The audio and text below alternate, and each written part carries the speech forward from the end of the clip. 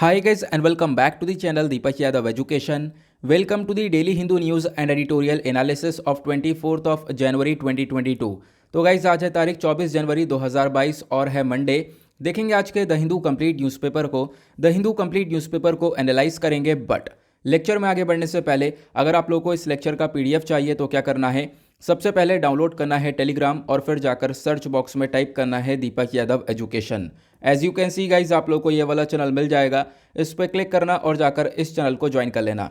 देखो अगर आप लोगों को इस तरीके से ये चैनल नहीं मिलता है तो नीचे डिस्क्रिप्शन बॉक्स में आप सभी लोगों को टेलीग्राम का लिंक दिया गया है, वो लिंक इसी चैनल का है। जैसे आप उस पर क्लिक करोगे ऑटोमेटिकली ये चैनल ओपन हो जाएगा, इसको जाकर ज्वाइन कर लेना। नाउ ज्वाइन करने से फ़ायदा क्या होगा, यहाँ पर आप लोगों को डेली बेसिस पर लेक्चर का पीडीएफ मिल जाता है, डेली करंट अफेयर के वीडियो का पीडीएफ मिल जाता है और डेली बहुत सारे डिजिटल नोट्स मिल जाते हैं और ये सारी चीज़ें मिलती हैं बिल्कुल फ्री में, तो जाकर इसको ज़रूर ज्वाइन करना। नाउ बढ़ते हैं आगे। आगे बढ़ने से पहले हमेशा की तरह हम लोग अपने लेक्चर को एक मैप के क्वेश्चन के साथ स्टार्ट करेंगे। तो आज आप सभी लोगों को मैप में जाकर देखना है पेरू को कहाँ पर है ये एग्जैक्टली लोकेटेड, अच्छे से मैप में देखना, काफ़ी चर्चा में है। देन उसके बाद आकर नीचे कमेंट सेक्शन में टाइप करना जिससे कि आप लोग इसको लंबे समय तक याद रख पाओगे। साथ ही साथ एक क्वेश्चन सॉल्व करेंगे जो कि यूपीएससी प्रीवियस ईयर 2010 के प्रीलिम्स में पूछा गया था। डेली बेसिस पर हम लोग यहाँ पर एक प्रीवियस ईयर क्वेश्चन को भी सॉल्व करते हैं। नाउ इस क्वेश्चन में पूछा जा रहा है रिवर लूनी के बारे में, लूनी नदी के रिगार्डिंग यहाँ पर ये क्वेश्चन पूछा गया लूनी रिवर के रेफरेंस में ये बताओ कौन सा स्टेटमेंट सही है। नीचे ऑप्शन ए के अंदर पहला स्टेटमेंट बोलता है ये जो रिवर लूनी है ये फ्लो होती है गल्फ ऑफ खंबत के अंदर, या फिर ऑप्शन बी बोलता है यहाँ पर ये बहती है गल्फ ऑफ कच्छ के अंदर, या फिर ऑप्शन सी बोलता है यहाँ पर ये फ्लो होती है पाकिस्तान के अंदर, देन जो इंडस की ट्रिब्यूटरी है उसके साथ मर्ज हो जाती है, या फिर ऑप्शन डी बोलता है ये बहते बहते लॉस्ट हो जाती है रन ऑफ कच्छ के अंदर। तो इसका सही आंसर आप सभी लोगों को नीचे कमेंट सेक्शन में देना है, एटलीस्ट सभी लोगों को पार्टिसिपेट करना है जैसा मैं डेली बेसिस पर बोलता हूँ। देखो यहाँ पर करना क्या है, जिसको नहीं पता सर्च करो, आपको डेफिनेटली इसका आंसर मिलेगा और भी बहुत सारी जानकारी आप लोगों को जानने को मिलने वाली है। बाय द वे इसका जो सही आंसर है मैंने आप लोगों को टेलीग्राम पर प्रोवाइड करवा दिया है और उस टेलीग्राम का लिंक आपको नीचे डिस्क्रिप्शन बॉक्स में मिल जाएगा। अभी भी आंसर नहीं मिलता है तो कोई परेशान होने की ज़रूरत नहीं है, वीडियो के लास्ट में मैं आप लोगों को इसका सही उत्तर प्रोवाइड करवा दूंगा। तो चलो शुरुआत करते हैं। पहले पेपर पर जब हम आएंगे तो यहाँ पर कुछ इंपॉर्टेंट आर्टिकल दिए गए हैं, जैसे कि आज ये आर्टिकल काफ़ी इंपॉर्टेंट हो जाता है। यहाँ पे बात की गई है बीटिंग रिट्रीट को लेकर, तो डिस्कस करेंगे आखिरकार ये बीटिंग रिट्रीट क्या है। अभी बोला जा रहा है कि इसके अंदर एक बदलाव किया जाएगा, वो बदलाव क्या होगा वो भी हम समझेंगे, लेकिन उससे पहले आप ये जान लो आर्टिकल आपका जीएस पेपर 1 हिस्ट्री के पॉइंट ऑफ व्यू से ये इंपॉर्टेंट हो सकता है। और सबसे इंपॉर्टेंट बात आपको ये भी ध्यान रखना है, अभी हम लोग अपने रिपब्लिक डे के सेलिब्रेशन की तरफ बढ़ रहे हैं। 26 जनवरी को हमारा रिपब्लिक डे सेलिब्रेट किया जाएगा, आप लोग को मालूम है, लेकिन सेलिब्रेशन कुछ दिन पहले से स्टार्ट हो जाता है जो कि स्टार्ट हो चुका है एग्जैक्टली आप ये कह सकते हो। तो एक क्वेश्चन ये आता है कि अच्छा ये रिपब्लिक डे का जो सेलिब्रेशन है ये कब एंड होता है, तो आप कहोगे 26 जनवरी को एंड होता है और कब एंड होगा, क्योंकि 26 जनवरी को रिपब्लिक डे है, तो ऐसा नहीं है। ये सेलिब्रेशन हमारा एंड होता है 29 ऑफ जनवरी को, आपको ध्यान रखना है 29 ऑफ जनवरी को ऑफिशियल तरीके से हमारा रिपब्लिक डे का सेलिब्रेशन एंड हो जाता है। अब जब हम लोग इसको एंड करते हैं तो 29 ऑफ जनवरी को हम लोग बीटिंग रिट्रीट की सेरेमनी को सेलिब्रेट करते हैं। तो बीटिंग रिट्रीट जो सेरेमनी है ये 29 ऑफ जनवरी की होती है। पहली इंपॉर्टेंट बात जो कि आप लोगों को अपने पास लिख के रखनी है और डेफिनेटली यहाँ पर इसका रिगार्डिंग क्वेश्चन बन सकता है। तो यहाँ पर क्या बोला गया, देखो बोला ये जा रहा है इस बीटिंग रिट्रीट में होता क्या है, इस सेरेमनी के अंदर एक गाना बजाया जाता है, ठीक है, सॉन्ग्स प्ले करे जाते हैं। और अभी तक कौन सा सॉन्ग प्ले किया जाता था, अबाइड विद मी करके, अब इस अबाइड विद मी को रिप्लेस कर दिया गया है, इसको ड्रॉप कर दिया गया है। एग्जैक्टली बोला गया यहाँ पर देखो एक हिम है, ये हिम मतलब अगर आप लूज भाषा में कहो तो जैसे कि भजन कह सकते हैं या फिर आप कह सकते हो रिलीजियस सॉन्ग्स बोल सकते हैं। तो यहाँ पर ये अबाइड विद मी ये यहाँ पर बजाया जाता था। अब ये अबाइड विद मी क्या, ये भी एक सॉन्ग है, इसको आप लोग सर्च कर सकते हो गूगल पर, आप लोग को ये मिल जाएगा, आप लोग उसको देख सकते हो। तो अब इसको ड्रॉप कर दिया गया, तो आपका क्वेश्चन है कोई सॉन्ग नहीं बजेगा, नहीं ऐसा नहीं है, इसको रिप्लेस किया गया एक दूसरे सॉन्ग से। दूसरा कौन सा सॉन्ग है, बहुत पॉपुलर है, आप लोगों को मालूम होगा, ए मेरे वतन के लोगों को, यहाँ पर ये सॉन्ग है, ये बेसिकली यहाँ पे प्ले किया जाएगा, ठीक है। तो यही यहाँ पर हेडिंग आपको देखने को मिलेगी कि अब क्या होगा, बीटिंग रिट्रीट के अंदर एक इंडियन ट्यून बजाई जाएगी। अब आप कहोगे इंडियन ट्यून से क्या रिलेशन है, क्या ये पहले वाली इंडियन ट्यून नहीं थी, तो बोला ये जाता है जो अबाइड विद मी है ये क्रिश्चियन ट्यून है, इसी वजह से हम इसको प्ले नहीं करेंगे, इसको ड्रॉप करेंगे, देन उसके बाद यहाँ पर एक इंडियन ट्यून को बजाया जाएगा। यहाँ पर क्लियर हुआ, तो ये मैंने आप लोगों को बता दिया। देन उसके बाद बताया ये गया कि इस साल हम अपने इंडियन ट्यून को साथ साथ खुद इंडिजीनियसली जो हम लोगों की एक ट्यून है उसको हम लोग यहाँ पर बजाने वाले हैं इस बीटिंग सेरेमनी के अंदर, ठीक है, सॉरी इस बीटिंग रिट्रीट के अंदर। अब ये जो ए मेरे वतन के लोगों का गाना बजाया जाएगा, ये यहाँ पर हम लोग को दर्शाएगा कि हम लोग अपने जो भी जवान हैं उनके सेक्रीफाइस को एक तरीके से रिस्पेक्ट पे कर रहे हैं, हम अपने नेशन को रिस्पेक्ट पे कर रहे हैं, वो चीज़ें दर्शाएगा। अब आपको पता होगा कोई भी स्टेप उठाएगी सरकार तो डेफिनेटली यहाँ पर ओपोजिशन में बहुत सारी पार्टीज बैठी हुई हैं, वो यहाँ पर ओपोज भी करेंगी। तो ये काम हुआ है, ठीक है। कांग्रेस के लीडर्स हैं उनके थ्रू अपोज भी किया गया, पी चिदम्बरम साहब देखने को मिले। तो इनका कहना यह है कि अबाइड विद मी, हाँ बिल्कुल एक क्रिश्चियन है मैं, इसको लिखा गया था 1847 के अंदर, ठीक है। तो क्या इसका मतलब आप इसको हटा दोगे, ठीक है, ऐसा नहीं होना चाहिए। तो मतलब बहुत सारे ओपोजिशन भी देखने को मिली है इसके रिगार्डिंग। तो ये तो हुआ मुद्दा कि चूंकि आज के टाइम पर करंट अफेयर में चल रहा है, ये मैंने आपको सारी बातें बता दी हैं जो इस आर्टिकल के अंदर मेंशन करी गई हैं। बट अभी यहाँ पर ये आर्टिकल पेंडिंग है थोड़ा सा, क्योंकि यहाँ पर एग्जामिनेशन के पॉइंट ऑफ व्यू से कुछ और भी बहुत सारी बातें हैं जो कि इंपॉर्टेंट है। जैसे कि मैंने आपको बताया जो बीटिंग रिट्रीट है ये क्या डिनोट करता है, ये डिनोट करता है end of Republic day festivities, मतलब हमारा रिपब्लिक डे एंड हो रहा है, इसका यहाँ पर इसको एक डिनोट करता है कि हाँ भाई हम लोग बीटिंग रिट्रीट सेरेमनी को सेलिब्रेट कर रहे हैं। और बीटिंग रिट्रीट को कब मनाया जाता है, 29 जनवरी को सेलिब्रेट किया जाता है, और 29 जनवरी को हम लोग रिपब्लिक डे को एंड करते हैं, ये भी आपको ध्यान रखना है। इसको ऑर्गेनाइज करता है मिनिस्ट्री ऑफ डिफेंस का सेक्शन डी, ये भी आपको ध्यान रखना है। अब एक क्वेश्चन ये है कि इसके अंदर होता क्या है, बैंड्स बजाए जाते हैं, मैंने आपको बताया सॉन्ग प्ले करे जाते हैं। अब जो ये बैंड परफॉर्म किया जाता है, इस बैंड को परफॉर्म करती हैं हमारी जो मिलिट्री की तीनों विंग्स हैं वो मिलकर, जैसे कि इंडियन आर्मी, इंडियन नेवी और इंडियन एयरफोर्स, ये सब मिलकर यहाँ पर इस बैंड को परफॉर्म करते हैं। उसके बाद नेक्स्ट क्वेश्चन, आखिरकार ये बीटिंग रिट्रीट होता कहाँ पर है, इसका वेन्यू कहाँ पर है, तो वेन्यू आपको देखने को मिलेगा विजय चौक, ये भी आपको ध्यान रखना है। उसके बाद बीटिंग रिट्रीट के अंदर चीफ गेस्ट कौन होते हैं, तो चीफ गेस्ट होते हैं प्रेसिडेंट ऑफ इंडिया। एक और क्वेश्चन आता है क्या ये कोई नया कॉन्सेप्ट है, तो ऐसा नहीं है, ये जो बीटिंग रिट्रीट है बहुत पुराना कॉन्सेप्ट है। यहाँ पर आप कह सकते हो इसका जो ओरिजिन है वो 1950s के आसपास हुआ था, जब मेजर रॉबर्ट, जो कि इंडियन आर्मी के मेजर रॉबर्ट हुआ करते थे, इन्होंने यहाँ पर एक यूनिक सेरेमनी इसको डिस्प्ले किया था, यहाँ पर बैंड्स वगैरह के थ्रू ये डिस्प्ले किया गया था। तो आप कह सकते हो इसकी जो ओरिजिन है वो 1950s की है, बहुत पुरानी यहाँ पर ओरिजिन देखने को मिलेगा। और अब यहाँ पर इंडिया के अंदर आप देख पाओगे काफ़ी ज़्यादा ये पॉपुलैरिटी गेन कर चुका है। क्लियर हुआ, तो इसके बारे में ध्यान रखना, बीटिंग रिट्रीट क्या होता है, कब सेलिब्रेट करते हैं, सारी इंपॉर्टेंट बातें मैंने आप लोगों को बता दी हैं। आगे बढ़ते हैं अगले आर्टिकल पर। नेक्स्ट आर्टिकल आप लोगों को नीचे नजर आ रहा होगा। अब ये आर्टिकल कैसे इंपॉर्टेंट हो सकता है, तो आपने एलिफेंट देख लिया, हरियाली देख ली, तो फिर मतलब ये आर्टिकल आपका जीएस पेपर 3 एनवायरमेंट के पॉइंट ऑफ व्यू से इंपॉर्टेंट हो जाएगा। अभी यहाँ पर चर्चा की गई है एलिफेंट कॉरिडोर्स को रीस्टोर किया जाएगा साउथ बंगाल के अंदर। देखो आर्टिकल के अंदर कुछ खास बात नहीं है, लेकिन यहाँ पर आपको ध्यान रखना होगा कि एलिफेंट कॉरिडोर्स को रीस्टोर क्यों कर रहे हैं, क्योंकि हमने देखा एलिफेंट्स की डेथ बहुत ज़्यादा हो रही हैं। 2014 से लेकर 2019 के बीच का जब आप डेटा देखते हो तो इस डेटा के बीच में पता चलता है लगभग 2381 यहाँ पर ह्यूमन डेथ हुई हैं, ठीक है। अब आपको ह्यूमन डेथ देखने को मिली है, बिल्कुल ह्यूमन डेथ के साथ साथ यहाँ पर आपको ये भी देखने को मिलेगा, ये ह्यूमन डेथ के पीछे का रीज़न है एलिफेंट अटैक। तो एलिफेंट की अटैक की वजह से यहाँ पर डेथ हुई है, ठीक है, ये आपको ध्यान रखना है।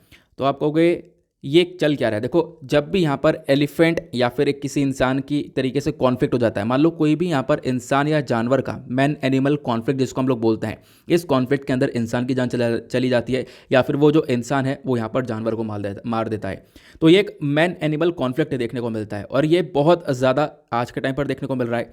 2014 से 19 के बीच में बहुत सारे एलिफेंट्स की जान गई है, प्लस आप देख पाओगे बहुत सारे एलिफेंट्स की जान, मतलब एलिफेंट्स को मार दिया जाता है या फिर ये जब भिड़ जाते हैं इंसान और जानवर आपस में तो फिर यहाँ पर इंसान की भी जान चली जाती है। तो ये इंसिडेंट बहुत ज़्यादा देखने को मिलता है।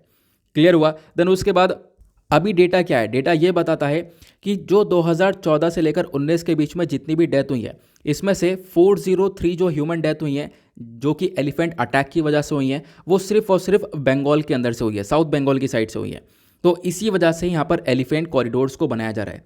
अब होगा क्या, देखो एलिफेंट कॉरिडोर्स बनाने का मकसद क्या होता है, एलिफेंट कॉरिडोर्स बेसिकली एक नैरो पाथ होता है, ठीक है, जो इनका नेचुरल हैबिटेट है, फॉरेस्ट है, उसके अंदर यहाँ पर इनके लिए एक कॉरिडोर बनाया जाता है जहाँ पर ये आराम से मूव कर सकें, एक लोकेशन से दूसरी लोकेशन तक आराम से जा सकें बिना ह्यूमंस के कांटेक्ट में आए। वैसे क्या होता है, देखो यहाँ पर ये रोड क्रॉस कर रहे हैं या कुछ ऐसे सिनेरियो देखने को मिलता है जहाँ पर एलिफेंट्स ह्यूमन के कांटेक्ट में आ जाते हैं। अब ह्यूमन के कांटेक्ट में आ जाते हैं तो यहाँ पर ह्यूमन एनिमल कॉन्फ्लिक्ट हो जाता है, इनके बीच में यहाँ पर एक लड़ाई हो जाती है। ठीक है, इंसान अपनी जान बचाने के चक्कर में जानवर को मार देता है, जैसे मैंने आपको बताया, या फिर वो जानवर इंसान को मार देता है।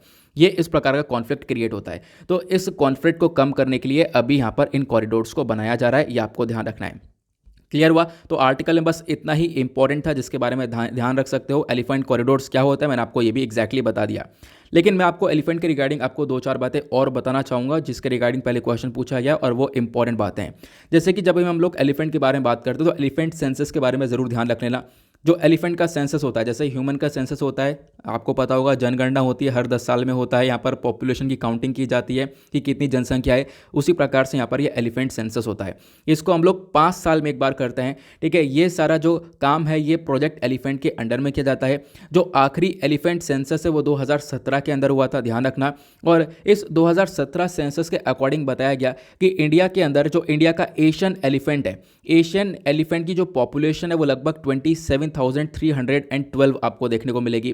ठीक है, ये यहाँ पे बताया जा रहा है। हालांकि बताया ये भी गया कि ये पॉपुलेशन कम हुई है। अगर हम लोग इसको कंपेयर करें 2012 से तो ये पॉपुलेशन काफ़ी कम हुई है। 2012 में ये पॉपुलेशन 30,000 के आसपास हुआ करती थी। ठीक है, मतलब पहले पॉपुलेशन काफ़ी ज़्यादा हुआ करती थी, ऐसे आप लोग समझ सकते हो। तो अभी 2017 के अंदर पॉपुलेशन 27,000 के आसपास देखने को मिली है।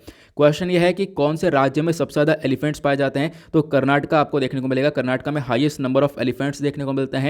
देन उसके बाद असम और केरला आता है। फिर उसके बाद आती है बात एलिफेंट रिजर्व्स की। जैसे हमारे टाइगर रिजर्व्स होते हैं वैसे एलिफेंट रिजर्व्स भी देखने को मिलते हैं।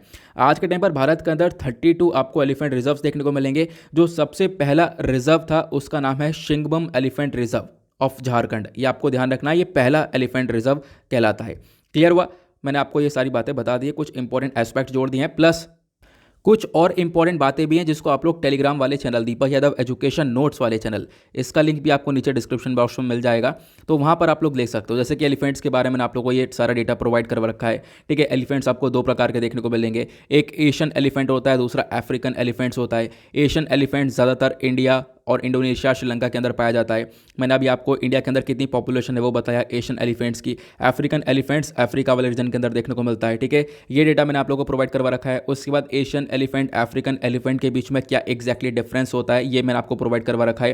प्लस जो भी रिजर्व्स अभी हमने डिस्कस करे हैं कि हमें टोटल 32 रिजर्व्स यहाँ पर देखने को मिलते हैं, वो सारे रिजर्व्स के बारे में इंपॉर्टेंट इन्फॉर्मेशन यहाँ पे प्रोवाइड करवा दी है। तो वो इन्फॉर्मेशन भी आपको इस टेलीग्राम चैनल पर मिल जाती है, तो जाकर इसको गेन कर सकते हो।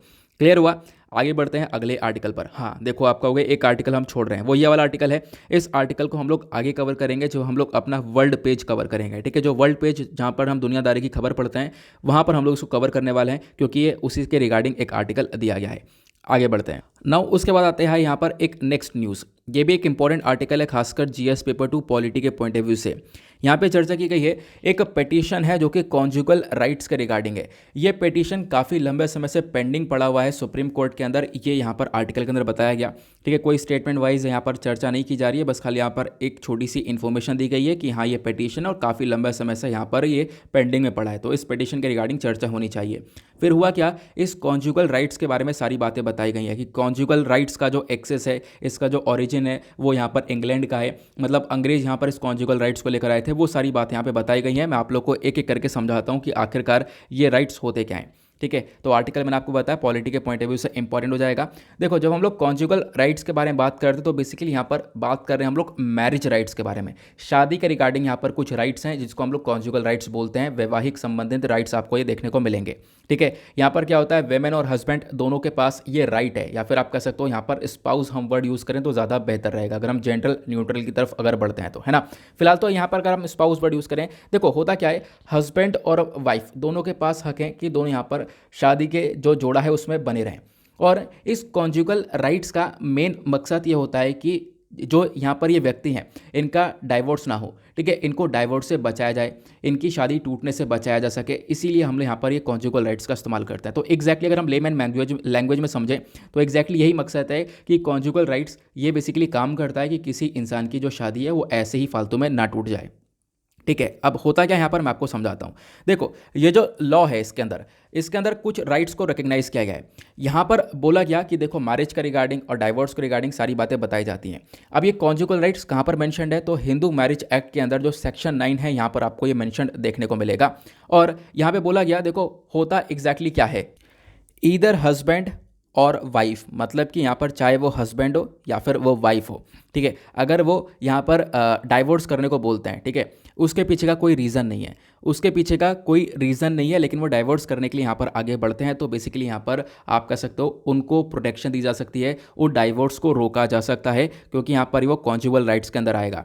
ठीक है, वो कैसे आएगा मैं आपको बताता हूँ। मान लो यहाँ पर कोई हस्बैंड है, हस्बैंड यहाँ पर चाहता है डाइवोर्स करना वाइफ से, लेकिन यहाँ पर कोई भी रीज़न नहीं है कि यहाँ क्यों डाइवोर्स कर रहा हूँ, कोई भी यहाँ पर रीज़न नहीं है, तो वाइफ के पास यहाँ पर ये कॉन्जुगल राइट्स है। इस कॉन्जुगल राइट्स का इस्तेमाल करके वाइफ यहाँ पर कोर्ट के अंदर जा सकती है, कोर्ट में यहाँ पर एक केस दर्ज करवा सकती है, और जो कोर्ट है वो इसके ऊपर रोक लगा सकता है। बस ये इतना सा मामला है। ठीक है, तो बेसिकली यहाँ पर जो शादी का जोड़ा है उसको यहाँ पर ये प्रोटेक्शन देता है, ये राइट आप लोग एग्जैक्टली ये कह सकते हो।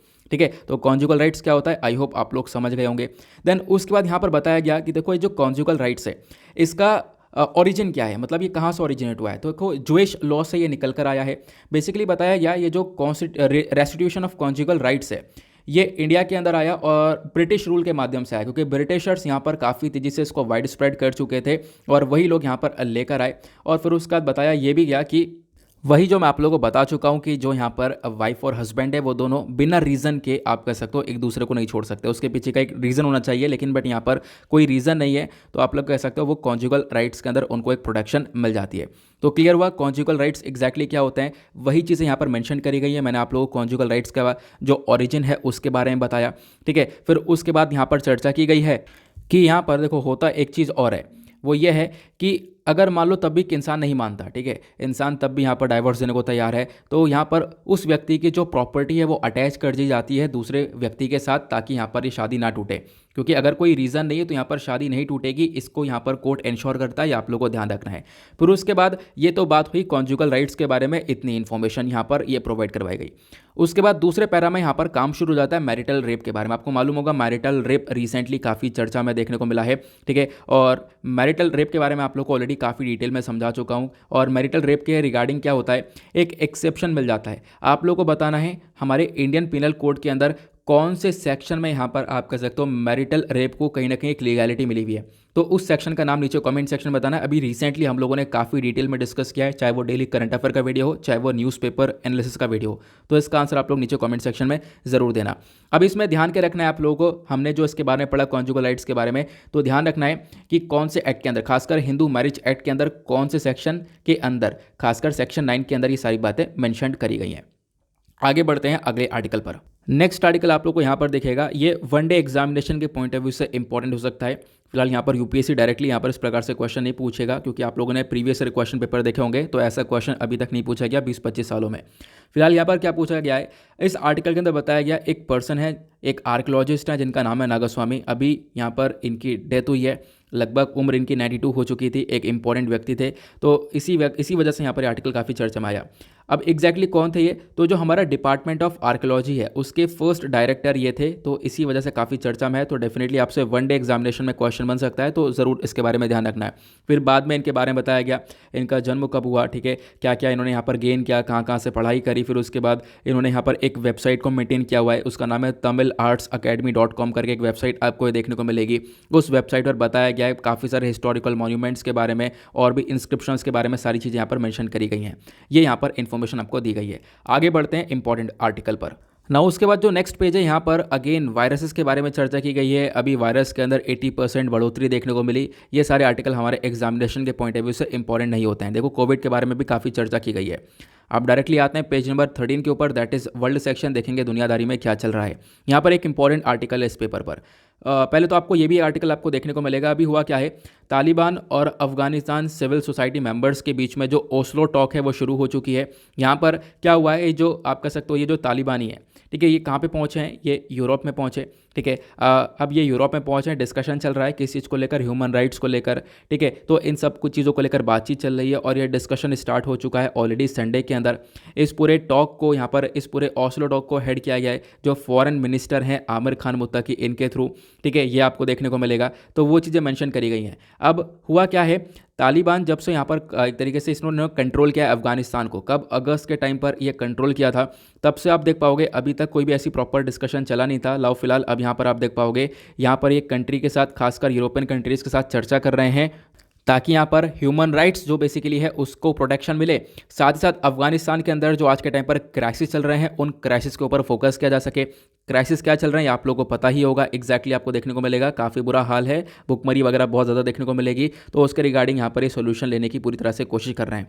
तो आप देख पाओगे जो तालिबान के बातचीत करने वाले लोग हैं, जो डेलीगेट्स हैं, यहाँ पर इनकी जो पिक्चर आप लोगों को ये देखने को मिलेगी, ये काबुल एयरपोर्ट की फ़ोटो है जब यहाँ पर ये ओस्लो की तरफ डिपार्ट कर रहे थे, मतलब ओस्लो जाने से पहले का ये फ़ोटो आपको देखने को मिलेगा, ठीक है। तो एग्जैक्टली यहाँ पर ये आपको देखने को मिलेगा। कुछ ऐसी खास इंपॉर्टेंट बातें नहीं है, फिलहाल आप लोग ज़रूर ध्यान रख सकते हो इसके बारे में, क्योंकि आगे डेफिनेटली ज़्यादा डिटेल में इसके बारे में चर्चा की जा सकती है आने वाले टाइम पर।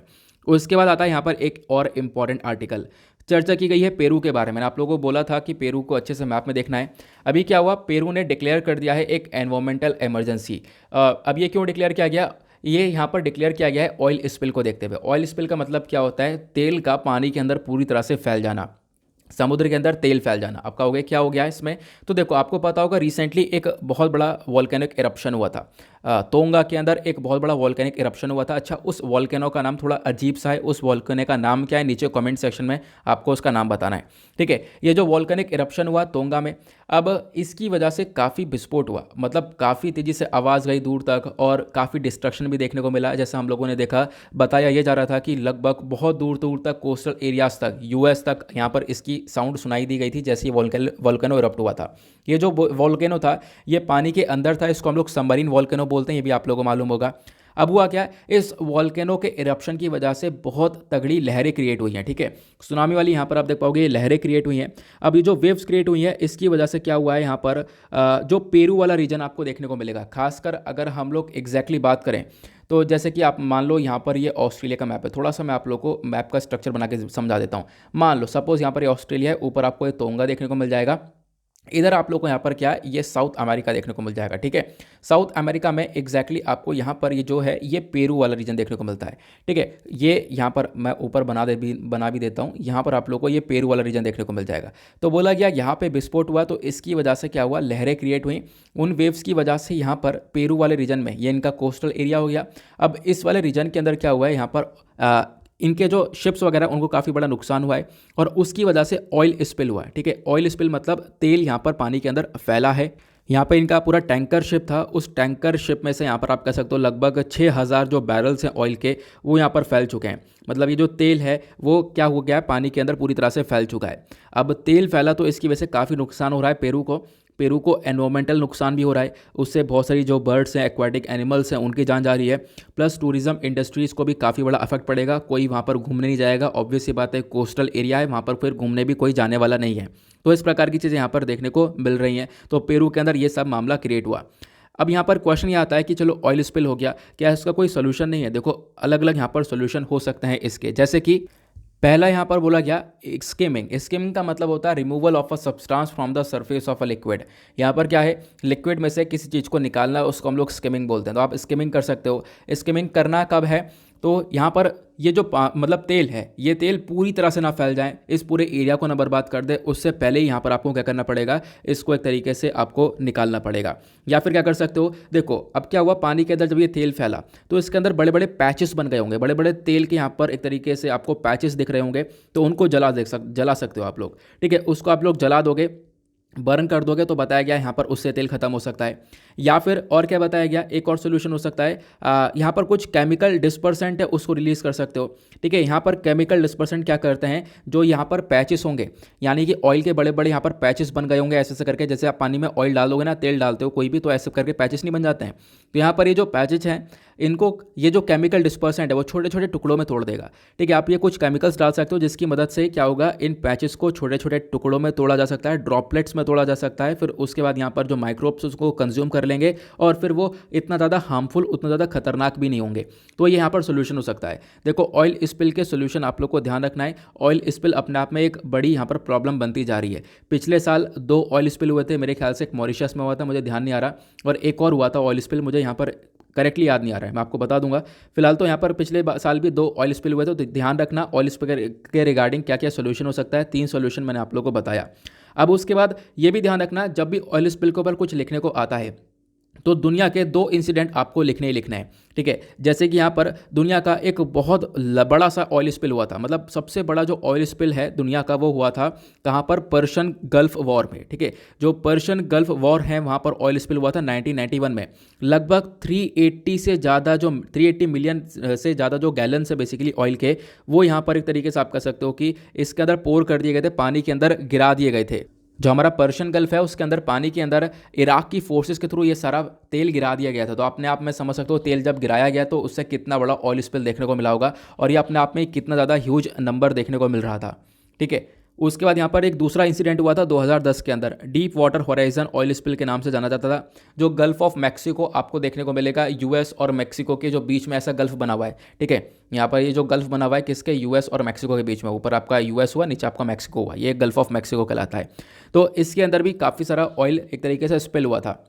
लगभग आप कह सकते हो 4 मिलियन से ज़्यादा जो बैरल हैं तेल के, ठीक है, ये जो बैरल है वो सब यहाँ पर ऑयल इसके अंदर गिर गया था और बहुत ज़्यादा नुकसान हुआ था। तो आपको 2 इंसिडेंट लिखना है जब भी यहाँ पर ऑयल स्पिल के ऊपर कुछ आया था। तो Persian gulf war oil spill के बारे में और दूसरा गल्फ ऑफ मैक्सिको के बारे में। ठीक है, होता क्या है, देखो अब हमारे पास कुछ डेटा तैयार है, हमने इसको इंक्लूड कर रखा है। अब जब भी हम लोग एग्जाम से पहले पढ़ के जा रहे हैं तो रिवाइज तो करके जाएंगे, थोड़ा दिमाग में रहेगा इन सब चीज़ों के बारे में।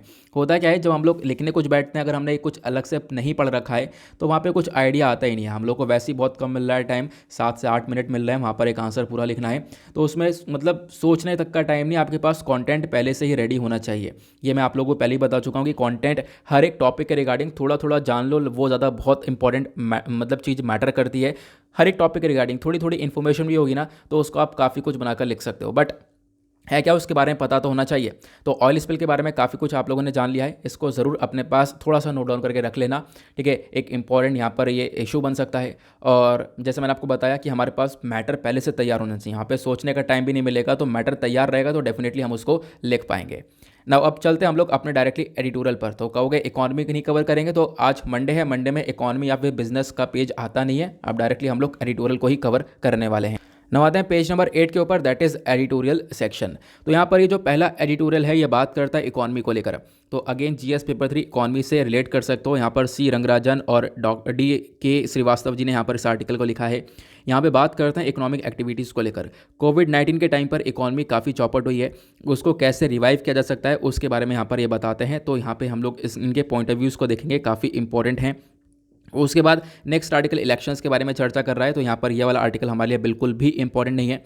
नेक्स्ट आर्टिकल ये बहुत इंपॉर्टेंट होने वाला है, एनवायरमेंटल इम्पैक्ट असेसमेंट के बारे में चर्चा की गई है। डिस्कस करेंगे आखिरकार ये इम्पैक्ट असेसमेंट होता क्या है, प्लस आज के टाइम पर कुछ रैंकिंग लेकर आई गई हैं और उस रैंकिंग की वजह से काफ़ी इशूज़ क्रिएट हो रहा है कि ये रैंकिंग नहीं लेकर आ रहनी चाहिए थी। अगर ये रैंकिंग आई है तो इससे कहीं ना कहीं नुकसान होगा हमारे एनवायरमेंट को, तो वो डिस्कस करने वाले हम लोग इस आर्टिकल के अंदर।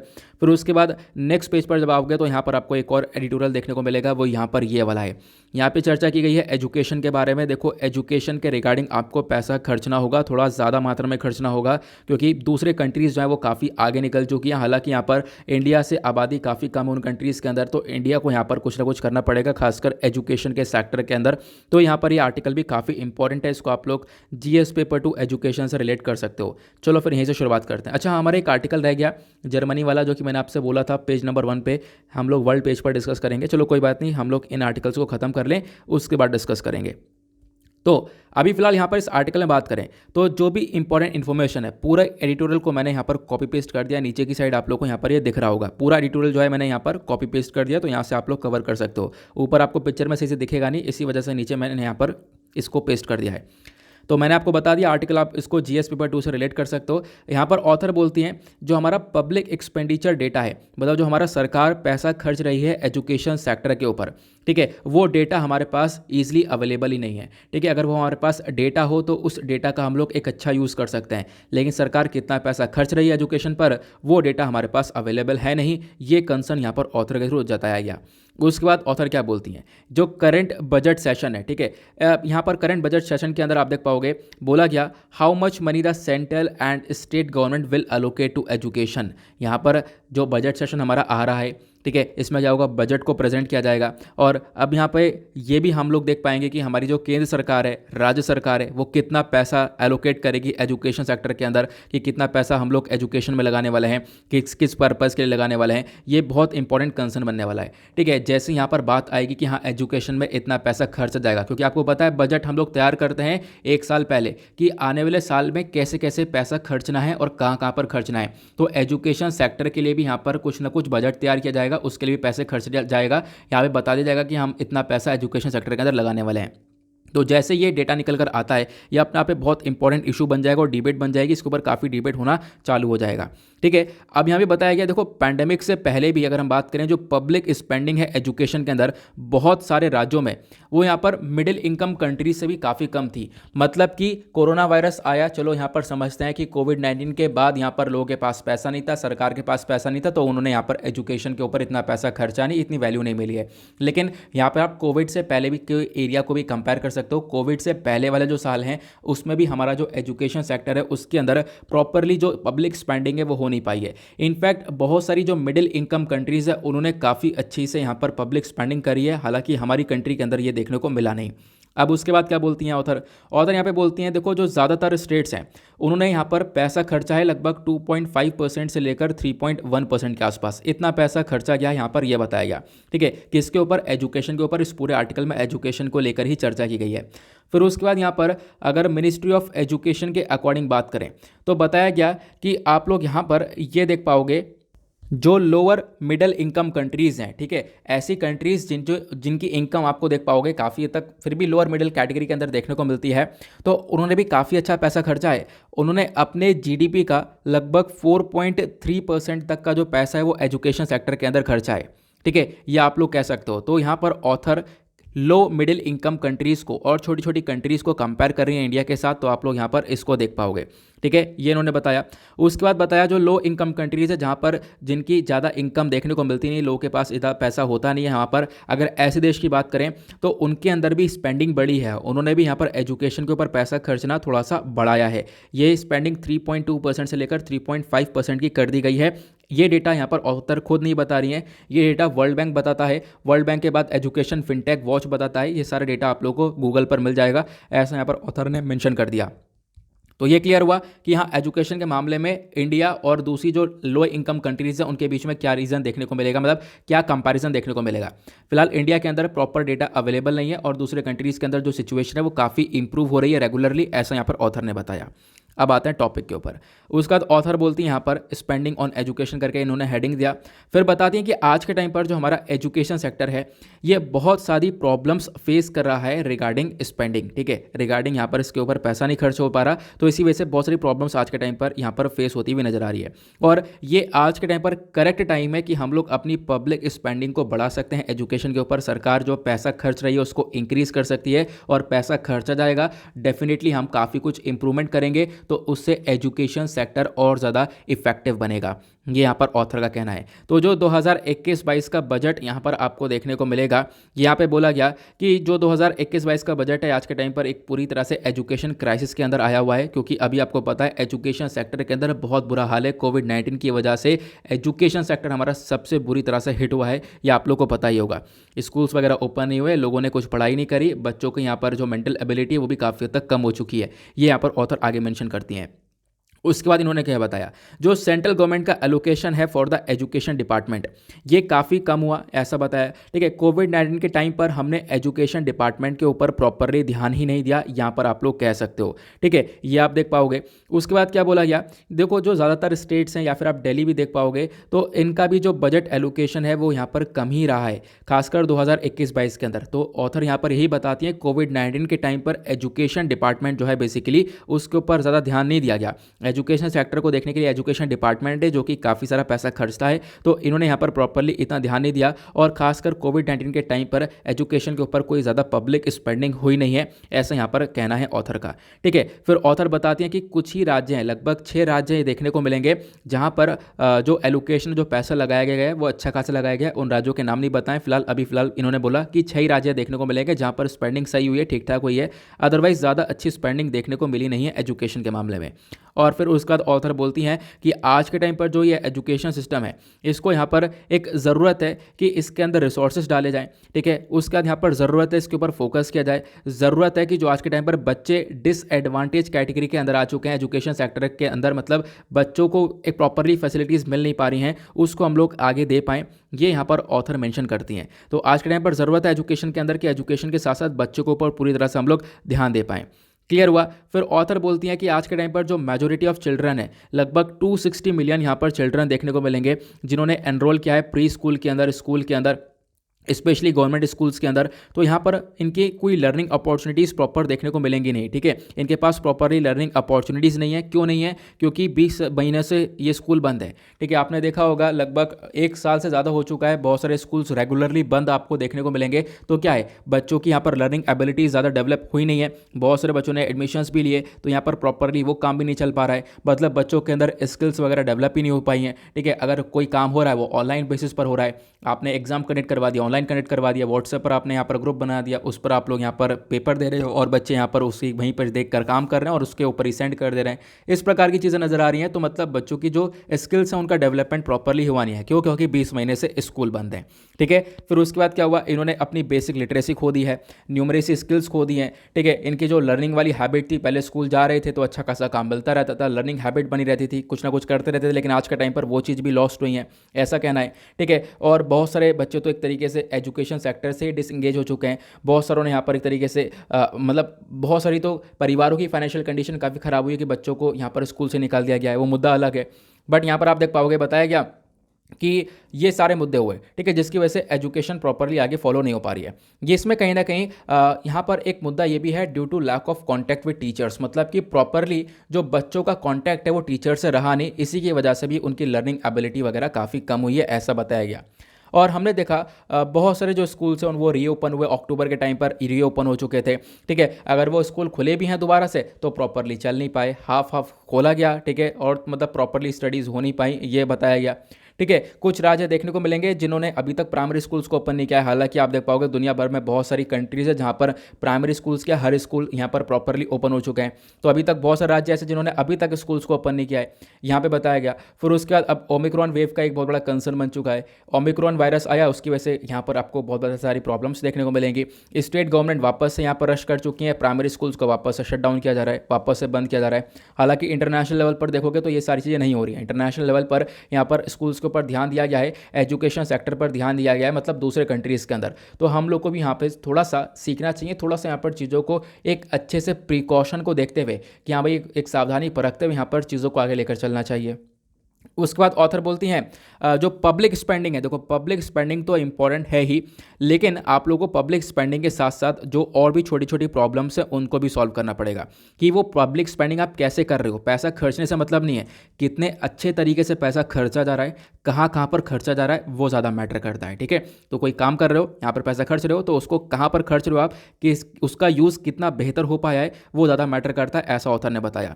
अब यहाँ पर बताया कि कहाँ कहाँ पर खर्च सकते हैं, तो देखो यहाँ पर ज़रूरत है कि आपके कर्जों को बैक टू स्कूल कैंपेन चलाओ कि बच्चों को वापस से स्कूल लाया जाए, तो ऐसे कैंपेन चलाए जाएं। ठीक है, स्कूल को रीओपन किया जाए, या फिर आप बच्चों को बुला रहे हो तो कुछ प्रिकॉशंस के साथ बच्चों को बुलाया जाए, उस पर आप पैसा खर्च कर सकते हो कि हाँ भाई यहाँ पर जो कोविड के केसेस है उसका कंसर्न ना बढ़े, फैमिलीज आराम से अपने बच्चों को स्कूल के अंदर भेजें, ये हो सकता है। या फिर आप न्यूट्रिशन जो प्रोग्राम्स उसको एक्सपेंड करो। न्यूट्रिशन प्रोग्राम्स का मतलब है कि यहाँ पर आप लोग जो खाना वगैरह प्रोवाइड करवाते हो उन प्रोग्राम्स को एक्सपेंड कर दो, ताकि माल न्यूट्रिशन वगैरह को अच्छे से एड्रेस किया जा सके। ठीक है, माल न्यूट्रिशन क्या होता है, कुपोषण होता है, बच्चों को खाना मिल नहीं पाता, इसकी वजह से बॉडी ग्रो नहीं करती है। तो यहाँ पर इनको एड्रेस किया जा सकता है अगर आप लोग यहाँ पर बच्चों को अच्छे से खाना प्रोवाइड करवा रहे हो, या फिर कुछ करिकुलम एक्टिविटीज़ को रीऑर्गेनाइज कर सकते हो, बच्चों के अंदर लर्निंग एबिलिटीज़ को बढ़ा सकते हो, बच्चों को यहाँ पर हेल्प कर सकते हो कि वो कुछ लैंग्वेज सीखें, मैथमेटिक्स सीखें। ठीक है, उनका जो सोशो इमोशनल डेवलपमेंट है उसको सपोर्ट कर सकते हो। मतलब हर प्रकार से हम लोग सपोर्ट कर सकते हैं। जो पैसा खर्चा जाएगा उसको हम लोग इफेक्टिव वे में खर्चें तो डेफिनेटली बच्चों का काफ़ी बड़ा ग्रोथ रहेगा। और आप देख पाओगे इंडायरेक्टली बच्चे एक फ्यूचर हैं, डेफिनेटली यहाँ पर आप उनके ऊपर इन्वेस्टमेंट करोगे तो वो आने वाले टाइम पर आपको इन्वेस्टमेंट करके उसका रिटर्न काफ़ी भारी मात्रा में देने वाले हैं। क्लियर हुआ? तो यहाँ पर हम लोगों ने ये देखा, ये सारी बातें की गई। उसके बाद सबसे इंपॉर्टेंट बात यहाँ पर ऑथर ये बोलती हैं, आपने ये सारी चीज़ों के ऊपर पैसा खर्चा वो सही है, लेकिन आप लोग को ध्यान रखना होगा लर्निंग मटेरियल और टीचर ट्रेनिंग ये भी बहुत इंपॉर्टेंट है। मतलब जहाँ से बच्चा सीख रहा है वो जो मटेरियल है वो भी क्वालिटी मटेरियल होना चाहिए। दूसरा यहाँ पर जो टीचर है वो भी यहाँ पर एक परफेक्ट टीचर होना चाहिए। टीचर ट्रेनिंग भी आप लोग प्रोवाइड करवा सकते हो, टीचर को सपोर्ट प्रोवाइड करवा सकते हो। ठीक है, टीचर ट्रेनिंग प्रोवाइड करवाओगे तो डेफिनेटली टीचर अच्छा होगा, तो डेफिनेटली यहाँ पर क्या होगा, बच्चों की जो पढ़ाई है वो भी काफ़ी ज़्यादा बेहतर हो पाएगी, ऐसे यहाँ पे बताया गया। क्लियर हुआ? उसके बाद एजुकेशनल प्रोग्राम चला सकते हो। ठीक है, तो ये सारी बातें यहाँ पर ऑथर ने बताई हैं, जितनी मैंने आपको बताई बातें कि एग्जैक्टली क्या क्या हम लोग कर सकते हैं पैसा खर्चने के बाद। फिर ऑथर क्या बताती हैं, बहुत सारी स्टेट गवर्नमेंट है, बहुत सारी राज्य सरकार हैं, केंद्र सरकार हैं, जिन्होंने यहाँ पर पब्लिक रिसोर्स के ऊपर पैसा खर्चा है, टेक्नोलॉजी का इस्तेमाल करें हम लोग एजुकेशन के अंदर। ठीक है, फिर उसके बाद यहाँ पर क्या है कि हमने टेक्नोलॉजी के ऊपर काफ़ी पैसा खर्चा। ठीक है, पेंडेमिक के टाइम पर बहुत सारा पैसा खर्चा, लेकिन क्या हुआ उसके बाद भी यहाँ पर प्रॉपरली चीज़ें बढ़ नहीं पा रही हैं, क्योंकि यहाँ पर क्या सभी लोग चीज़ों को अफोर्ड कर पा रहे हैं टेक्नोलॉजी के मामले में? तो नहीं, ऐसा भी हम लोगों ने नहीं देखा है। सभी लोग प्रॉपर टेक्नोलॉजी को अफोर्ड नहीं कर पाए, ये भी हम लोगों को देखने को मिला है। तो ऐसा ऑथर ने मेंशन किया। उसका ऑथर क्या मेंशन करते हैं, देखो यहाँ पर जो टीचर्स हैं, teachers are central to the quality of education. यहाँ पे जो टीचर्स है वो मैटर करते हैं। टीचर्स यहाँ पर एक प्रॉपर होंगे तो डेफिनेटली यहाँ पर क्या होगा, जो क्वालिटी ऑफ एजुकेशन है वो भी यहाँ पे काफ़ी हद तक बेहतर होती हुई नजर आएगी, ऐसा यहाँ पर ऑथर का कहना है। क्लियर हुआ? तो यहाँ पर आप लोग टीचर ट्रेनिंग के ऊपर क्यों नहीं पैसा खर्च रहे हो, आप लोग टेक्नोलॉजी के ऊपर पैसा खर्च रहे हो, उससे अच्छा टीचर ट्रेनिंग के ऊपर पैसा खर्चो, वो ज़्यादा बेहतर रहेगा। ठीक है, यहाँ पे बताया गया। उसके बाद पेंडेमिक की वजह से यहाँ पर काफ़ी कुछ बर्बाद हुआ है। हमने देखा जो अपॉर्चुनिटीज़ वगैरह है वो काफ़ी हद तक ख़त्म हुई है। लेकिन क्या है, अभी क्या है, जो इंडिया का पब्लिक एजुकेशन सिस्टम है यहाँ पे काफ़ी चीज़ें बदल सकती हैं। यूनेस्को का 2030 का जो फ्रेमवर्क है, ठीक है, वो यहाँ पर सजेस्ट ये करता है कि जो पब्लिक एजुकेशन स्पेंडिंग है इंडिया की, वो यहाँ पर आपको देखने को मिलेगा कि एक तरीके से पब्लिक स्पेंडिंग जो है वो बढ़नी चाहिए। अगर हम लोग बात करें यूएन का 2030 का जो फ्रेमवर्क है वो ये बताता है कि जो पब्लिक एजुकेशन के अंदर पैसा खर्चना चाहिए वो लगभग आपका 4% से लेकर 6% ऑफ जीडीपी देखने को मिलेगा। मतलब इतना पैसा तो खर्चना चाहिए हर एक कंट्री को कि आपकी जितनी भी जीडीपी है, ग्रॉस डोमेस्टिक प्रोडक्ट है, उसका 4 से 6% आप अपना एक तरीके से एजुकेशन के ऊपर खर्चो। ठीक है, ये आपको मतलब इतना तो खर्च करना ही चाहिए, ऐसा यहाँ पर आपको इंटरनेशनल फ्रेमवर्क देखने को मिलेगा। लेकिन इंडिया के अंदर ये बहुत ज़्यादा कम है। अगर हम लोग वर्ल्ड बैंक की स्टडी के बारे में बात करें तो यहाँ पर भारत सिर्फ और सिर्फ 14.1% ही अपने जीडीपी का पैसा खर्चता है एजुकेशन के ऊपर। वहीं पर अगर भारत को आप कंपेयर करोगे इंडोनेशिया से, वियतनाम से, तो इंडोनेशिया यहाँ पर लगभग 18.5% स्पेंड करता है।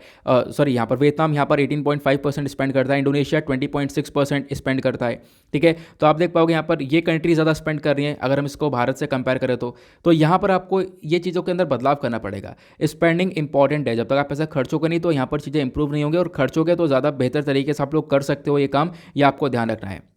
उसके बाद यहाँ पे हमारे पास प्रॉपर डेटा नहीं है, अपने आप में एक बहुत बड़ी प्रॉब्लम है।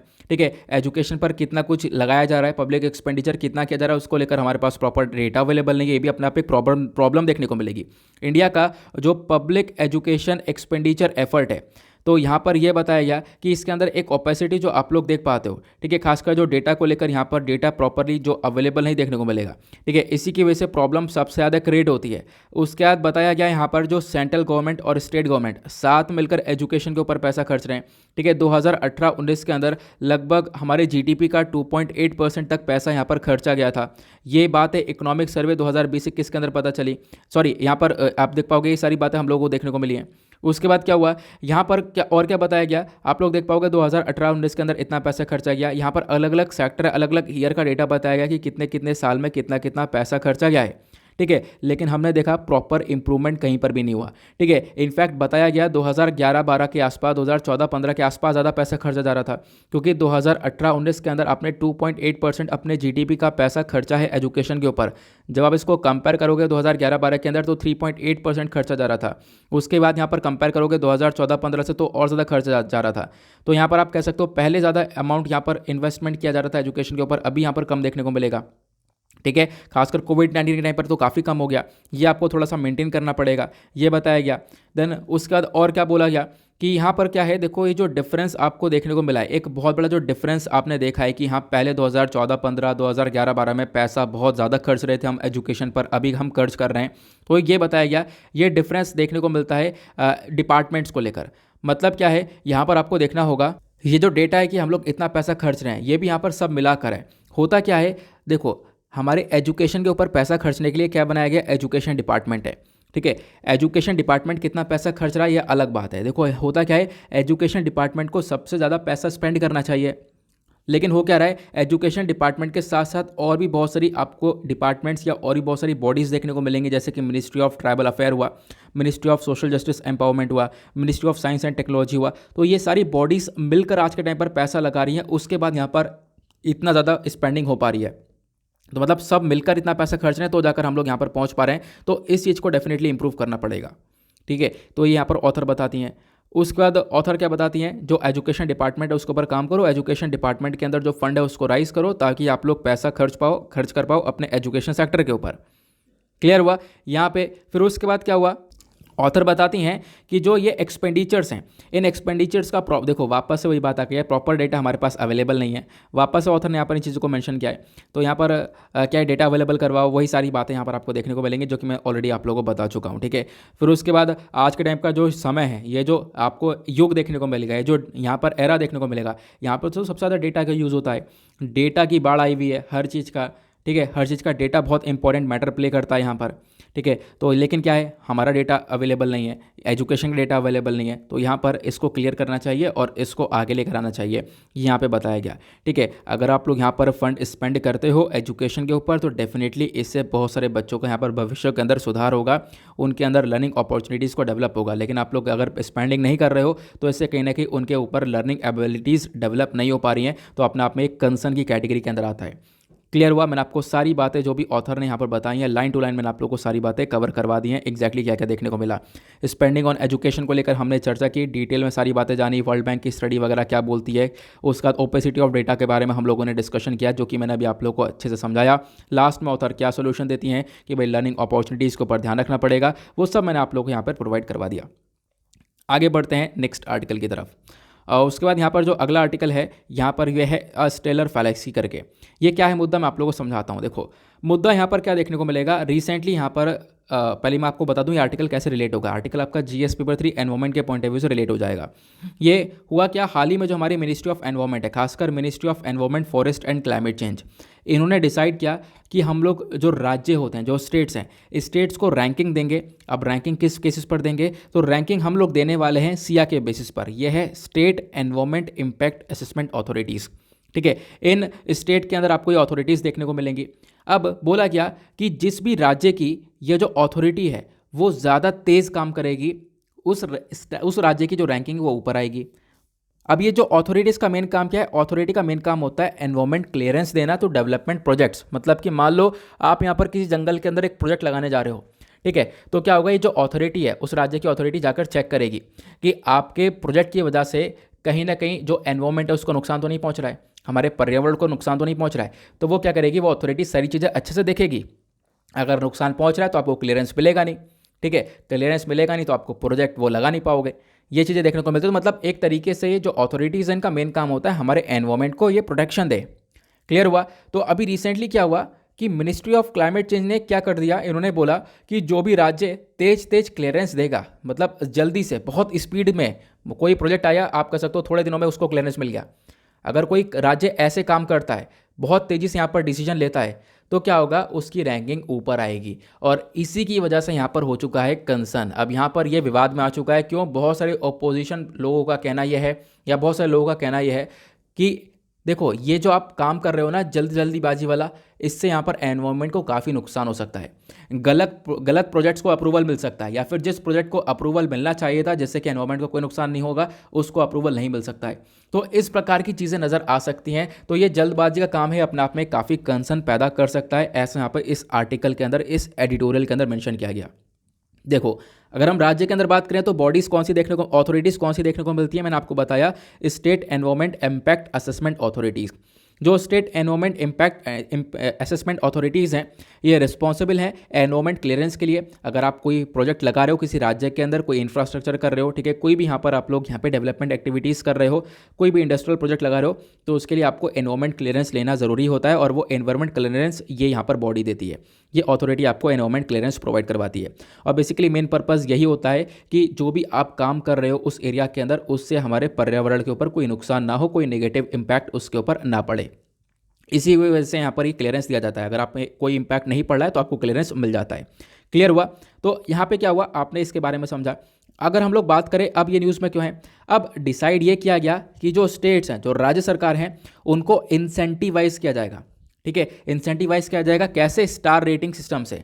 मतलब उनको स्टार रेटिंग दी जाएगी, स्टार रेट दिया जाएगा। वो स्टार रेट किस बेसिस पर दिया जाएगा कि जो इनकी अथॉरिटीज़ है वो कितने जल्दी यहाँ पर डिसीजन लेती है, इनके पास जो प्रोजेक्ट आया वो कितने दिनों में यहाँ पर उस प्रोजेक्ट को क्लियरेंस देती हैं। अभी देखो टाइम काफ़ी लग जाता है, क्योंकि अथॉरिटीज़ जाती हैं, अच्छे से चीज़ों को वहाँ पर देखा जाता है कि उसका कोई इम्पैक्ट तो नहीं पड़ेगा, आसपास चीज़ों को देखा जाता है कि उसकी पूरी एनालिसिस किया जाता है, उस पूरे जो भी प्रोजेक्ट है उसका एनालिसिस करने के बाद यहाँ पर चीज़ों को देखा जाता है कि भाई हमारे एनवायरमेंट को नुकसान कहीं से कहीं तक ना हो। वैसे ही एनवायरमेंट काफ़ी बर्बाद हो रहा है ना। तो अब क्या है, यहाँ पर जल्दबाजी में जो काम हो रहा है इससे काफ़ी कुछ नुकसान हो सकता है डेफिनेटली। तो यहाँ पर क्या हुआ, अब क्या बोला गया कि ये आप लोग देख पाओगे जो SEIAA है, इनको बोला गया जिस भी राज्य की जो अथॉरिटी है, जो भी छोटे समय में, शॉर्टर पीरियड ऑफ टाइम के अंदर यहाँ पर प्रोजेक्ट को क्लियर कर देगी, जिनका जो क्लियरेंस रेट है हाई रेट का होगा, ठीक है, तो यहाँ पर उस राज्य को हाईएस्ट रैंक मिलेगा। मतलब जो जितना जल्दी यहाँ पर आप कह सकते हो क्लियरेंस प्रोवाइड करवा देगा, और जितना इफेक्टिव प्रोवाइड करवा देगा, उस राज्य को जो रैंक है वो हाईएस्ट रैंक मिलेगी। ठीक है, अब यहाँ पर क्या हुआ, इस मूव का क्रिटिसिज्म हो रहा है, इसकी आलोचना हो रही है।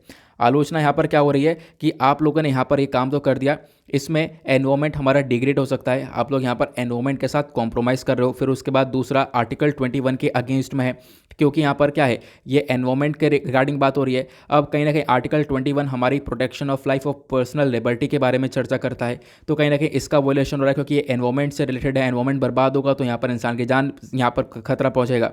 ठीक है, तो यहाँ पर आप देख पाओगे ये चीज़ें देखने को मिलेंगी। उसके बाद कंसर्न और क्या दिखाया गया, कंसर्न ये बताया गया, ये जो रेटिंग सिस्टम है, ये रेटिंग सिस्टम क्या कर सकता है, हमारी जो एनवायरमेंट इम्पैक्ट असेसमेंट है, जो कि अच्छे से देखता है कि हाँ भाई इसका नुकसान एनवायरमेंट के ऊपर तो नहीं होगा, तो उसकी क्वालिटी को डिग्रेड कर सकता है, उसकी क्वालिटी को डाइल्यूट कर सकता है। ठीक है, अब काम जल्दबाजी में होगा तो जो प्रोजेक्ट नहीं लगने चाहिए थे, ऐसा हो सकता है कि वो प्रोजेक्ट भी लग जाएं, ऐसा यहाँ पर बताया गया। क्लियर हुआ? तो ये सारी बातें यहाँ पर मेंशन करी गई हैं। अगेन यहाँ पे मैंने आप लोगों को बता दिया कि क्या क्या देखने को मिल रहा है, मैंने आपको वही बता दिया कौन कौन से कंस्ट्रक्शन प्रोजेक्ट्स होते हैं, इंफ्रास्ट्रक्चर प्रोजेक्ट्स होता है, स्मॉल माइनिंग हो गया, ये सारी बातें होती हैं, ये मैंने आप लोगों को प्रोवाइड करवा दिया। अभी आप लोग देख पाओगे तो यहाँ पर क्लियरेंस के अंदर बोला गया कि जो भी 80 दिन से कम लगाएगा, 80 दिन से कम का समय लगाएगा, उसके स्कोर काउंट होता रहेगा और वो यहाँ पर टॉप कैटेगरीज के अंदर आता रहेगा। अब क्या होगा, राज्य एक दूसरे की होड़ में बहुत जल्दी जल्दी क्लियरेंस देते रहेंगे, बहुत जल्दी जल्दी क्लियरेंस देंगे, तो यहाँ पर हर एक सोचेगा कि हमारी रैंकिंग इंप्रूव हो जाए, तो इससे कहीं ना कहीं कुछ कंसर्न नज़र आ सकता है। तो इस एडिटोरियल का क्या निचोड़ है मैंने आप लोगों को अच्छे से समझा दिया है। क्लियर हुआ? आगे बढ़ते हैं नेक्स्ट एडिटोरियल की तरफ। अब नेक्स्ट एडिटोरियल पर बढ़ने से पहले आप लोग के यहाँ पर एक छोटा सा आर्टिकल आप लोग को वो देखने को मिलेगा।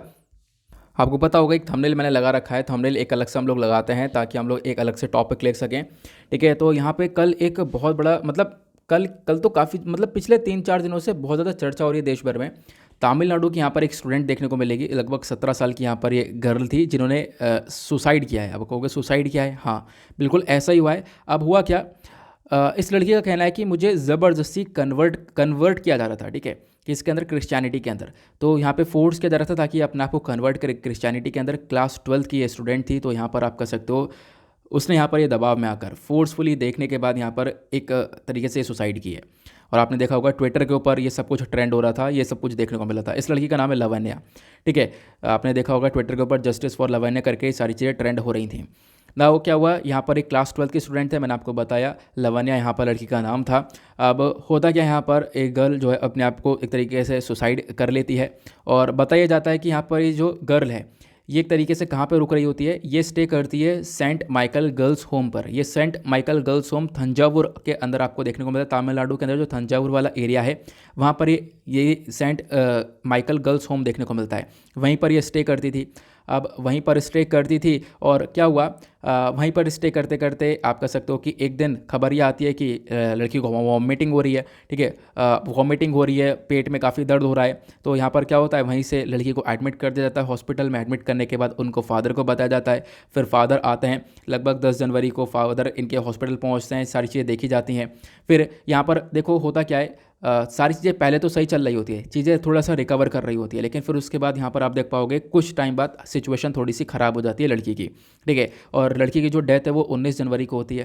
ठीक है, अब होता क्या है यहाँ पर, मतलब इसको सुसाइड ही बोला गया है, क्योंकि बोला ये गया था कि लड़की ने जब बताया कि मतलब लड़की ने जो भी डॉक्टर को सारी बातें बता रखी थी, डॉक्टर को यहाँ पर काफ़ी कुछ बता दिया था कि यहाँ पर क्या क्या हो रहा है। लड़की से पूरा यहाँ पर आप कह सकते हो कि पूरा एरिया, वो सारे कमरे वगैरह सफाई करवाई जा रही थी। ठीक है, और यहाँ पर क्या हुआ, इस गर्ल के जो एक तरीके से पेरेंट्स हैं, इन्होंने यहाँ पर एक वीडियो वगैरह भी रिलीज़ किया है। वीडियो के अंदर यहाँ पर बताया जा रहा है गर्ल के ऊपर काफ़ी हद तक अत्याचार किया जा रहा है। यहाँ पर क्या है कि सफाई वगैरह करवाई जा रही है।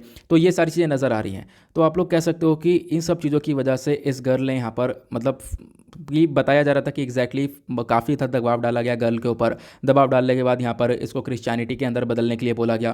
ठीक है, क्रिश्चियनिटी के अंदर बदलोगे तो यहाँ पर फीस माफ़ हो जाएगी। ठीक है, काफ़ी कुछ स्कूल के अंदर फीस वगैरह माफ़ हो जाएगी, इस प्रकार की चीज़ें नज़र आ रही थी। और फिर लड़की की यहाँ पे एक वीडियो देखने को मिली, और लड़की ने यहाँ पर वीडियो के अंदर बताया भी, इस गर्ल ने यहाँ पर वीडियो के अंदर बताया एक तरीके से, एक मतलब एक नन है, नन जो कि आपको पता होगा।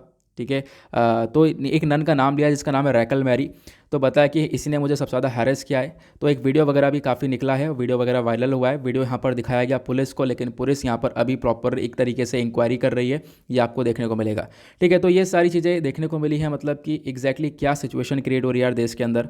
रियलिटी में काफ़ी बुरा लगता है ये सारी चीज़ें देखने के बाद। अभी फ़िलहाल आप लोग देख पा रहे होंगे, जहाँ पर लड़की की पढ़ने की उम्र थी एक तरीके से, वहाँ पर ये सारी चीज़ें हुई हैं। वो भी सिर्फ और सिर्फ यहाँ पर एक कन्वर्जन की चक्कर में ये चीज़ें देखने को मिली हैं। क्लियर हुआ? आगे बढ़ते हैं, अपने आर्टिकल पर चढ़ते हैं। नाउ आते हैं हम लोग अपने पॉइंट के ऊपर। यह है एडिटोरियल हमारा, ये इकॉनमी को लेकर चर्चा करता है। अब इस इकॉनमी के अंदर क्या चर्चा की जा रही है, देखो आर्टिकल आपका जीएस पेपर 3 के पॉइंट ऑफ व्यू से इंपॉर्टेंट हो जाएगा। ऑथर यहाँ पर बोलते हैं कि हम लोग अपने इकॉनमी को कैसे सपोर्ट कर सकते हैं। ठीक है, अपनी ग्रोथ को कैसे सपोर्ट कर सकते हैं, हमारे पास चांस है इसको सपोर्ट करने का। ऑथर मेंशन करते हैं कोविड-19 की वजह से हमारी जो इकोनॉमिक एक्टिविटीज़ है वो वाइप आउट हो चुकी हैं। वहाँ पर बिल्कुल एक तरीके से यहाँ पर आपने देखा होगा कि कोविड की वजह से हमारी इकॉनमी एक्टिविटीज़ बिल्कुल ख़त्म सी हो चुकी हैं। प्रॉपरली हमारी इकॉनमी काम कर नहीं पा रही है। 2 साल से हमारी इकॉनमी की ग्रोथ बिल्कुल डाउन देखने को मिलेगी। और नेशनल स्टैटिस्टिकल ऑफिस ने यहाँ पर रिलीज़ किया है फर्स्ट एडवांस एस्टीमेट।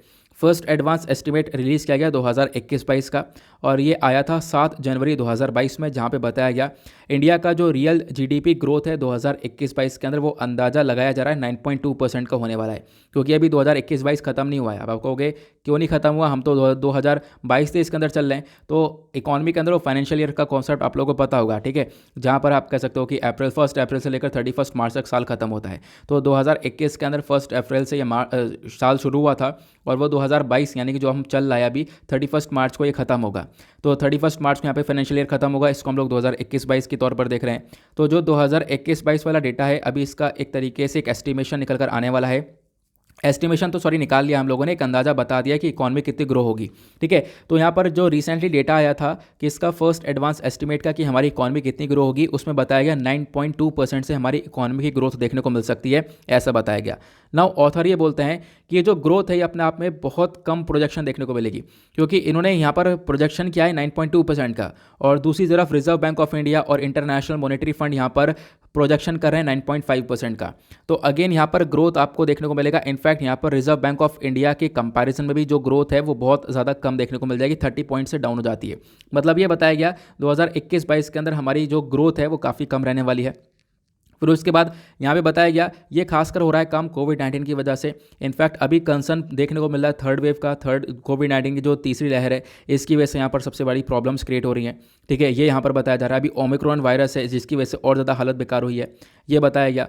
फिर उसके बाद यहाँ पर बताया गया जो प्राइवेट फाइनल कंजम्पशन एक्सपेंडिचर होता है। देखो प्राइवेट फाइनल कंजम्पशन एक्सपेंडिचर का मतलब होता है is defined as the expenditure incurred on final consumption of goods and services. मतलब आप हो गए, मैं हो गया, हम लोगों ने एक प्रोडक्ट को फाइनली खरीद लिया, ठीक है। फाइनली जो हम लोग कंज्यूम कर रहे हैं उसके ऊपर जो पैसा खर्चा गया है उसको हम लोग बोलते हैं फाइनल कंजम्पशन, ठीक है। मतलब फाइनली आपने पैसा खर्च किया, उसके बाद यहाँ पर आपने गुड्स को कंज्यूम करा, उसको आप लोग फाइनेंशियल कंजम्पशन बोलते हो।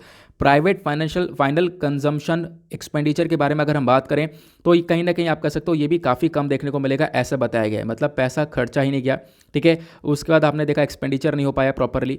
फिर उसके बाद यहाँ पर क्या बताते हैं ऑथर बताते हैं अगर हम ग्रोथ के बारे में देखें तो अगर ऐसे ही ग्रोथ चलती रही तो 2022-23 के अंदर भी हमारी ग्रोथ काफ़ी कम रहने वाली है।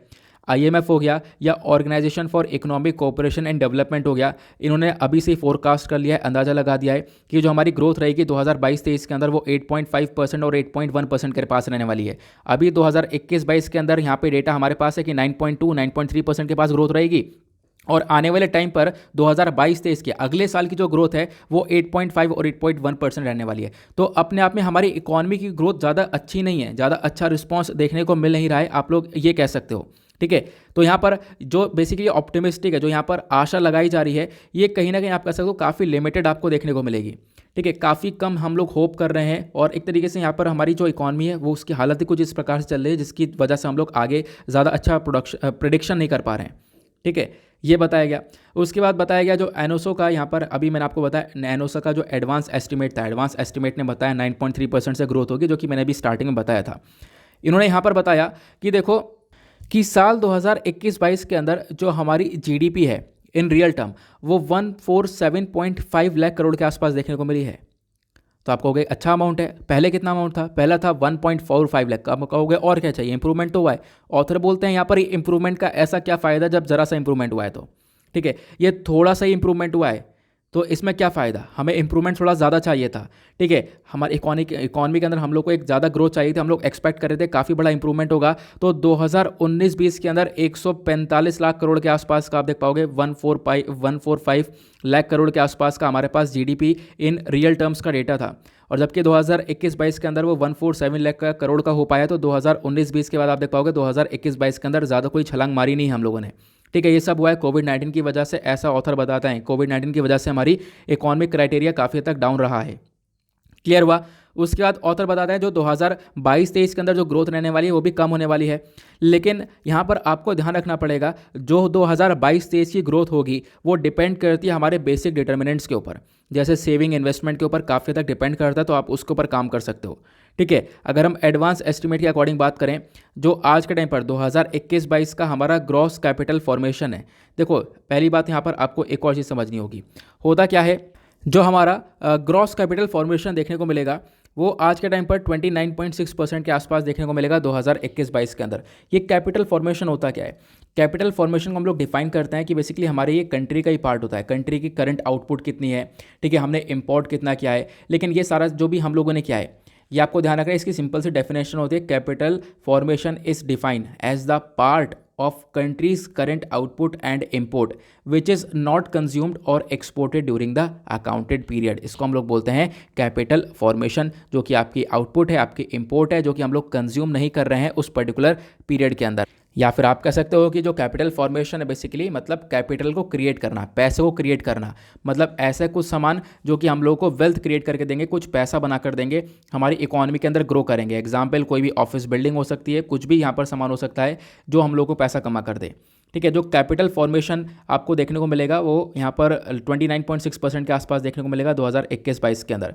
उसके बाद ऑथर बोलते हैं जो कैपेसिटी यूटिलाइजेशन है, कैपेसिटी यूटिलाइजेशन अब क्या होता है यहाँ पर, इसका मतलब होता है कि आपका जो नेशनल इकॉनमी है, नेशनल इकोनॉमी के अंदर यहाँ पर हम लोग इसको मेजर करते हैं, एक रेट को मेजर करते हैं जिसके थ्रू हम लोग प्रोवाइड करवा सके कि हमारी इकॉनमी के अंदर कितना ज़्यादा पोटेंशियल है, कितना ज़्यादा हम लोग यहाँ पर आगे रीच कर पा रहे हैं। तो यहाँ पर जो कैपेसिटी यूटिलाइजेशन है ये भी काफ़ी हद तक कम देखने को मिलेगा।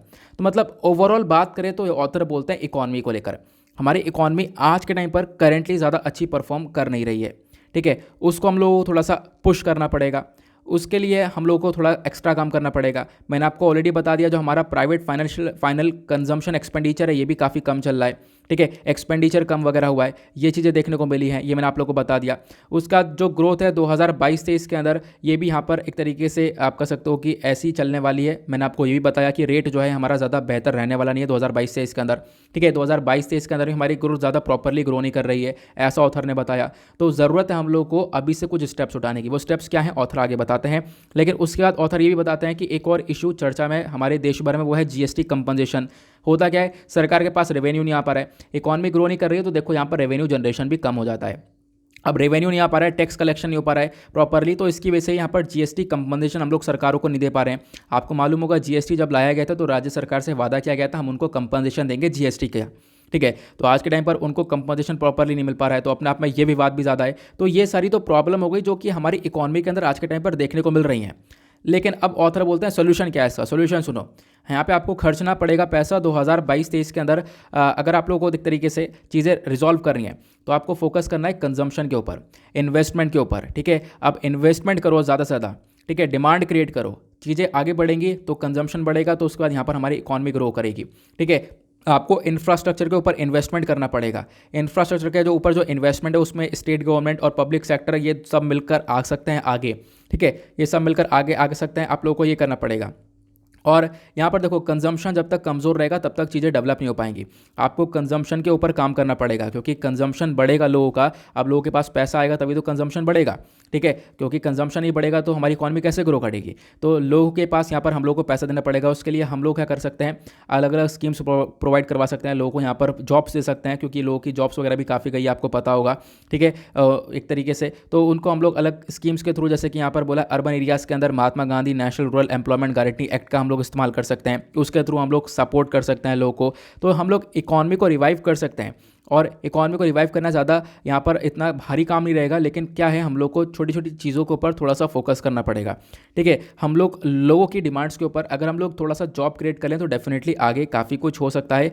जो 2022-23 के अंदर इकॉनमी हमारी रिवाइवल है, ठीक है, ये बहुत ज़्यादा डिपेंड करेगी। और आप कह सकते हो कोविड-19 का कंसर्न और ज़्यादा बढ़ता हुआ नज़र आ रहा है, तो इसकी वजह से यहाँ पर हम लोग देख पाएंगे और सारी प्रॉब्लम्स यहाँ पर आ सकती हैं, तो आपको ध्यान करना पड़ेगा। और एग्जैक्टली यहाँ पर ऑथर ने बोला कि आप कंजम्पशन और इन्वेस्टमेंट के ऊपर पैसा खर्चोगे तो ज़्यादा बेहतर रहेगा। आप इन्वेस्टमेंट करो ज़्यादा से ज़्यादा, ठीक है, इंफ्रास्ट्रक्चर को डेवलप करो, तो उसके माध्यम से हमारी इकॉनमी ग्रो होगी, ये यहाँ पर ऑथर का कहना है।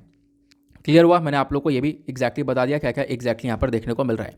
नाउ इसी के साथ करते हैं हम लोग अपने लेक्चर को समाप्त, लेकिन उससे पहले जो हमारा प्रीवियस ईयर का क्वेश्चन है 2010 वाला, वो यहाँ पर क्या बोलता है। मैंने आपसे पूछा था रिवर लूनी के रिगार्डिंग कौन सा स्टेटमेंट सही है, तो इसमें सही आंसर है ऑप्शन डी। ऑप्शन डी क्या है, जो रिवर लूनी है बेसिकली वो जाकर लॉस्ट हो जाती है रन ऑफ कच्छ के अंदर, आपको ध्यान रखना है। तो रिवर जो लूनी है ये ओरिजिनेट होती है अरावली रेंज से, फिर उसके बाद यहाँ पर ये फ्लो होती है साउथ वेस्ट डायरेक्शन में, उसके बाद यहाँ पर आप कह सकते हो कि ये जाकर एंड होती है रन ऑफ कच्छ के अंदर, तो आपको इसके बारे में ध्यान रखना है। नाउ इसी के साथ करते हैं हम लोग अपने लेक्चर को समाप्त, मिलते हैं आप लोगों से नेक्स्ट वीडियो में। आज के लिए bye bye, have a nice day, thank you and जय हिंद।